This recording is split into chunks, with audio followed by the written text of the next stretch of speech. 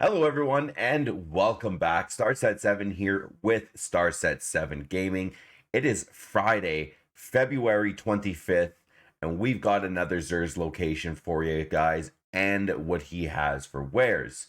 So, I am probably live right now. If you guys head over to my channel on Twitch, head over to twitch.tv/Starset7 Gaming, hit the follow button, drop down below in the channel, and it will give you some links for Discord, YouTube, all my different social media outlets. Don't forget to hit that follow button. It greatly helps me out as well as the channel. Plus, with the YouTube video, please hit that like and subscribe button. It greatly helps out the channel and helps me out. So let's get into it this week. Let's head into Destiny.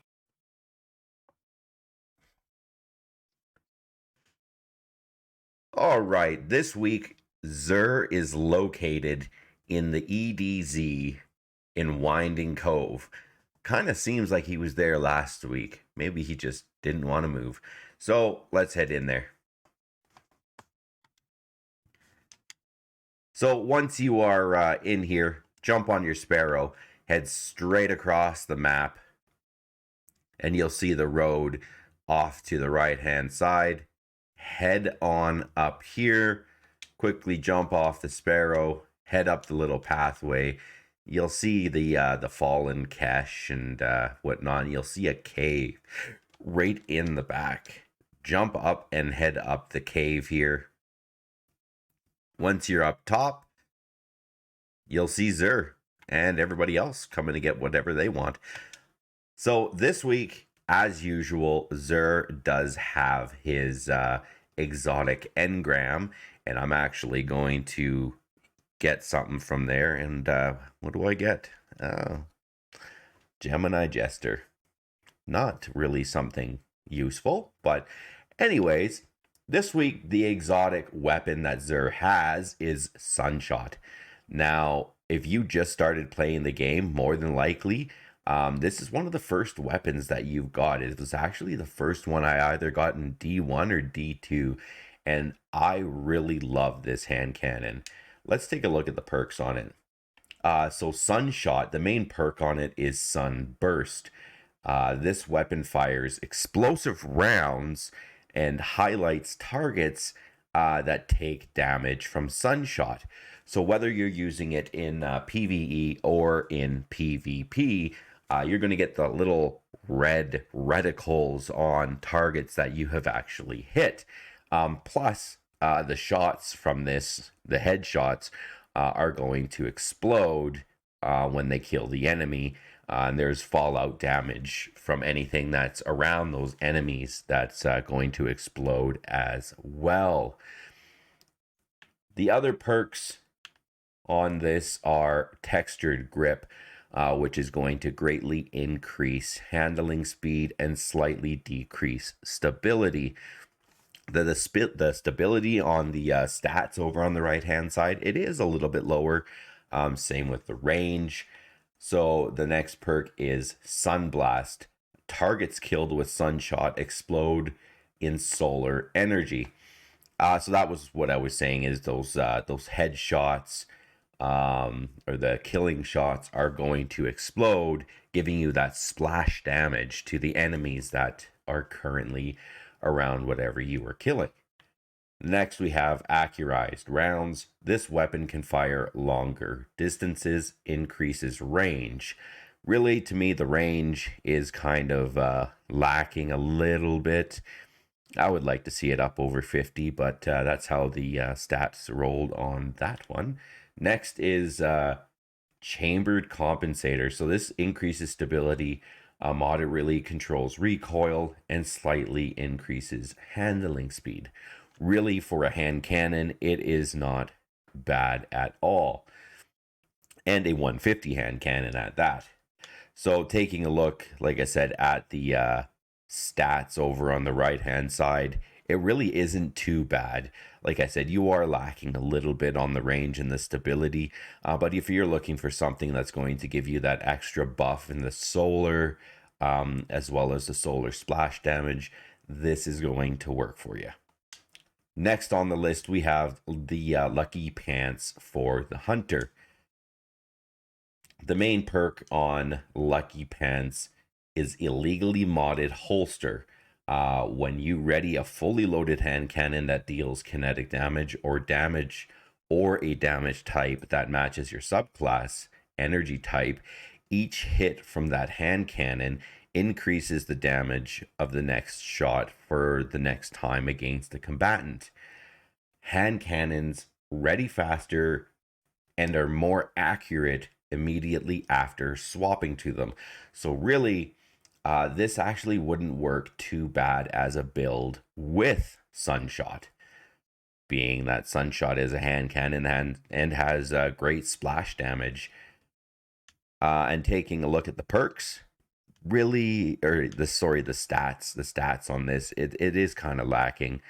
I don't know why, but that 48, I would really like to see that like closer to 60.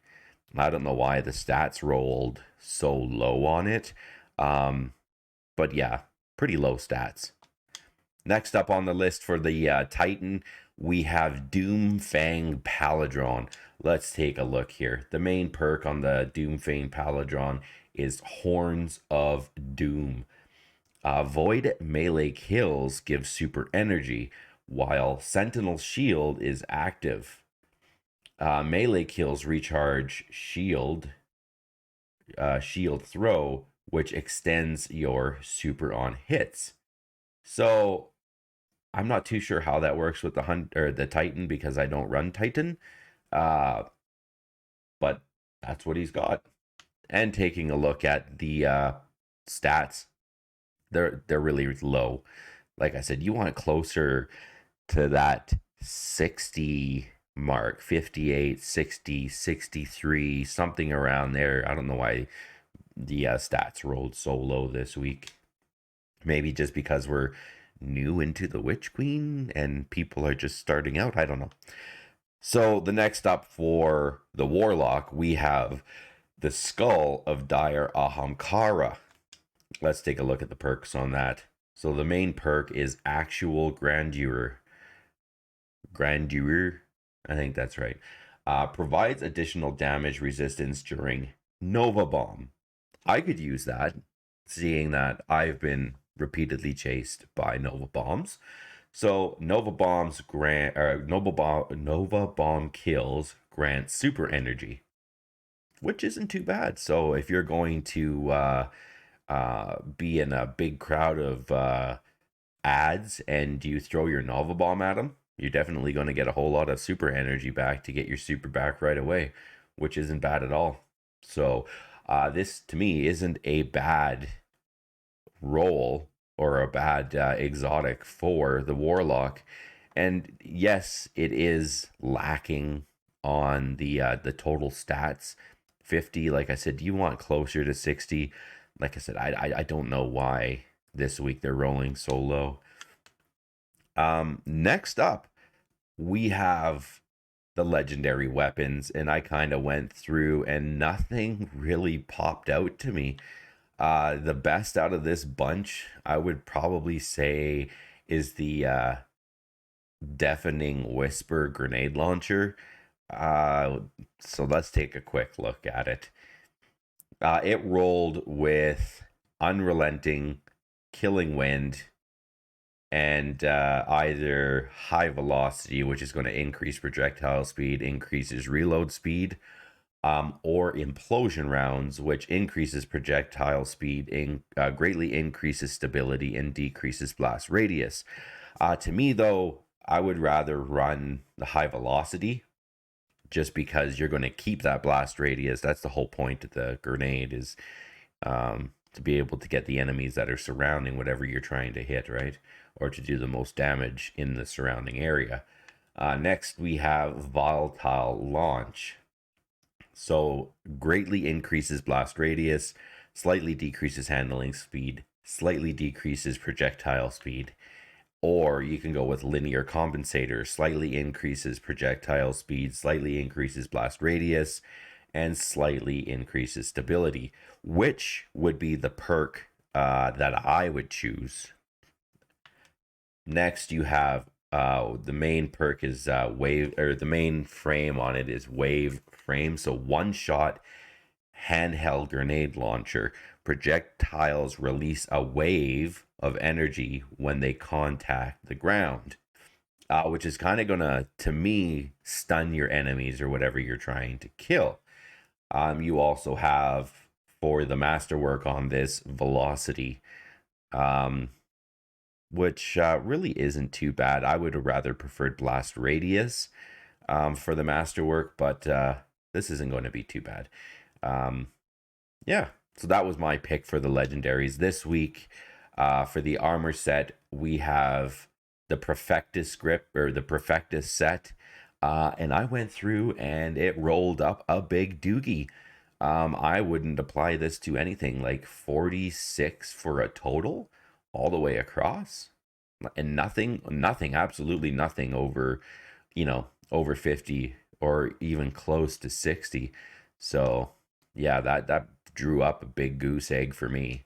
Next up, if you go to the next page, every week they're going to be giving different roles on the Hawk Moon as well as the DMT, Dead Man's Tale. Now, if you are a one of those heat rising warlocks in PvP, this is your weapon. How do I know? Because I've been killed multiple times by heat rising warlocks in PvP that just drive me insane. But really, this is a very good scout rifle.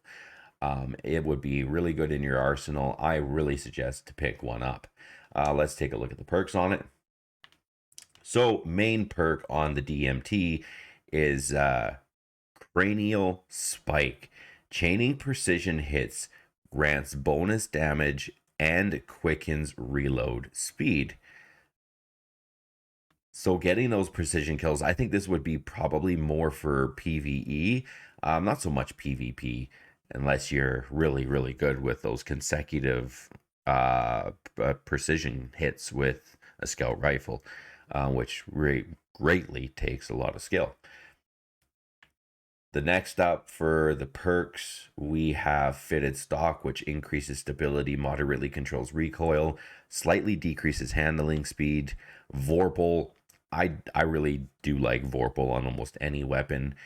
Increases damage against bosses, vehicles, and guardians with their supers active. So using this in PvP is going to give you the ability to clap someone's super if they have activated it, and still, if you're going to make those headshots, be able to take them down. Next, we have Steady Rounds. Greatly increases stability and slightly decreases range. Next is the Extended Barrel, which increases range, decreases handling speed, and moderately controls recoil. Like I said, if you don't have one of these in your arsenal already, pick it up. It really is a very good scout rifle for PvP. Next up, we do have the Hawk Moon. This week, we are rolling with, the main perk is going to be Paracausal Shot. Final blows and precision hits with the Hawk Moon grant stacks of paracausal charge. The final round in the magazine deals bonus damage based on the number of stacks. Stowing a Hawk Moon on the final round removes this bonus. I don't really use the Hawk Moon too much. I've seen people use it in PvP. It's really, it's not too bad of a 140 hand cannon. And the other perks we have on here is the Heavy Grip. So increases stability and decreases handling speed. Eye of the Storm. This weapon becomes more accurate and boosts handling as your health gets lower. And I really don't like this perk because it for it to kick in, you almost have to be dead. And yeah, you're going to get a little bit more accurate and boost handling, but like I said, it doesn't kick in until you're almost dead. Alloy magazine, so faster reloads when the magazine is empty. An extended barrel, so increases range, decreases handling speed, and moderately controls recoil. So that's what we have for this week from Xur. Let's quickly go back to the camera screen. And everybody, thank you very much. This was another Xur's location and wares for February 25th. This is the first Xur for the launch of the Witch Queen campaign. Make sure you head over, pick up those couple of weapons there. Take your chance on the roll on the exotic engram. You might be luckier than me with, I think it was Gemini Jester pants. So, everybody, thank you very much. Don't forget, like the little button right here says, hit that subscribe button, hit the like button. Come on over and check us out. Like I said, we are probably live right now. Go to twitch.tv/Starset7Gaming. Hit the follow button. I'm going to be making videos every week. Anybody is welcome. If there's anything that you guys need to do in the new campaign or you have questions about, pop on over to the channel and let me know. Until next week, see you guys later and take care.